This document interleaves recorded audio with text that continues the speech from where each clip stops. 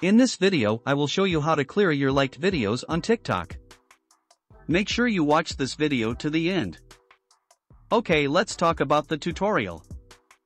First, make sure your TikTok application is on the latest version. Then open your TikTok application. Click the person icon at the bottom right to enter your TikTok profile. Click the love icon on the right side.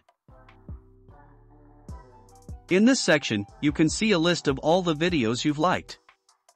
Unfortunately, I have to be honest, TikTok doesn't provide a feature to quickly unlike all these videos. Currently, all you can do is unlike each video individually. I know this is very time-consuming, especially if there are thousands of videos that you liked. So hopefully in the future TikTok will make a feature to quickly unlike all videos. Let me know in the comments, did this tutorial work for you? Write in the comments column if you have any questions. See you in the next video.